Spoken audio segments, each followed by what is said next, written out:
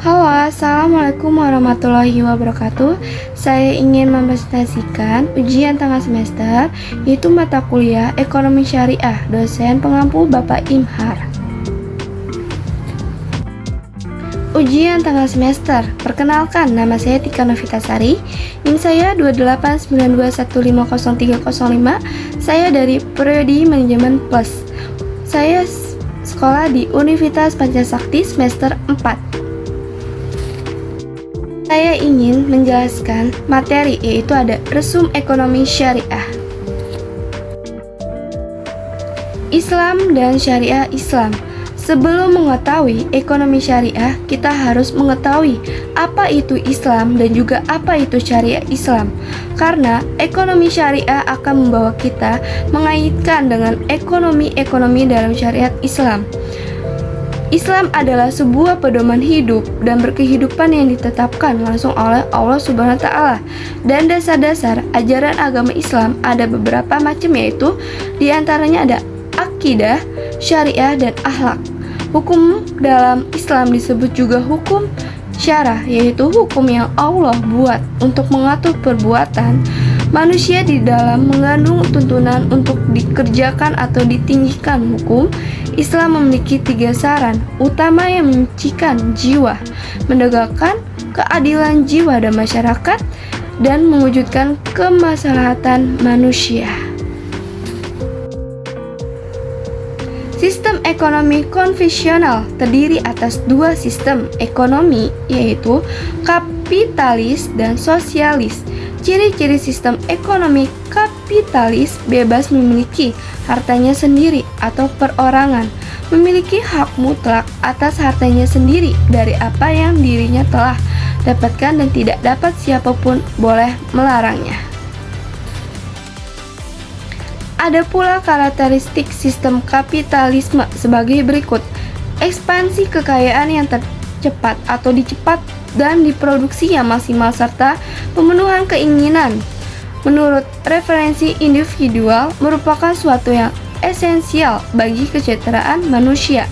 Kebebasan individu yang tidak terhambat dalam mengaktualisasikan kepentingan diri sendiri dan kemilikan pengolahan kekayaan pribadi merupakan hal yang sangat penting bagi inisiatif individu. Individu ditambah dengan pengambilan keputusan yang didesentralisasikan dalam suatu pasar yang kompetitif merupakan syarat utama untuk mewujudkan efisiensi optimum dalam alokasi masyarakat, baik dalam efisiensi alokasi maupun pemerataan distributif, melayani kepentingan diri sendiri oleh setiap individu yang secara otomatis akan melayani kepentingan sosial.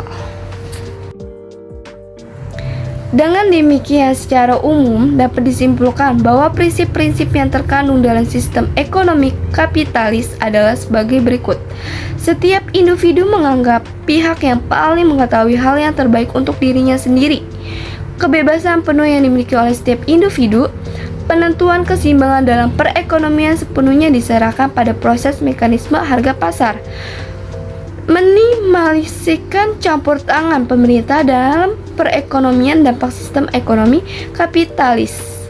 Dampak positifnya adalah setiap individu melakukan aktivitas ekonomi dengan signifikan dan melakukan aktivitas ekonomi dengan efektif dan paling efisien. Persaingan bebas yang terdapat pada sistem ekonomi kapitalis akan mewujudkan produksi harga di tingkat yang wajar dan rasional, mendorong motivasi pelaku ekonomi dalam mencapai presentasi terbaiknya. Adapun dampak negatif dari sistem ekonomi kapitalis, yaitu penumpukan harta pada suatu kelompok tertentu. Individualisme mengakibatkan ketidakpedulian pada individu yang lain atau kelompok yang lain, menimbulkan distoris pada nilai-nilai moral. Timbulnya pertentangan antara individu atau kelompok disebabkan karena ketimpangan kekayaan yang tidak merata.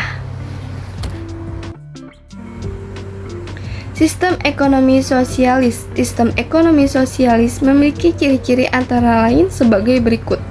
Kepemilikan harta dikuasai sepenuhnya oleh negara dan tidak ada individu yang boleh mengakui harta tersebut. karena harta tersebut milik bersama. Setiap individu memiliki kesamaan dan kesempatan dalam melakukan aktivitas ekonomi. Disiplin politik yang tegas dan keras karena sistem tersebut menganut sistem komando. Setiap warga negara dipenuhi kebutuhannya karena penguasaan kekayaan secara mutlak dipegang oleh negara. Proyek pembangunan dilaksanakan oleh negara tanpa memberikan kesempatan pada swasta untuk mengolahnya. Posisi tawar-menawar antar individu sangat terbatas karena kunci utama perekonomian sangat terbatas. Kelebihan sistem ekonomi sosialis. Adapun dampak positifnya yaitu nasib kaum rumah dan kaum marginal sangat diperhatikan oleh ekonomi sosialis. Tidak nyatanya pengangguran karena tujuan utama dalam ekonomi sosialis adalah pemerataan kesempatan. Terciptanya kemakmuran yang merata karena adanya kesempatan yang sama. Adapun dampak negatifnya sebagai berikut: menghilangkan kebebasan dan berkreasi setiap warga negaranya adalah karena sistem tersebut menganut sistem komando. Kepemilikan atas individu tidak diakui karena setiap harta dikuasai oleh negara.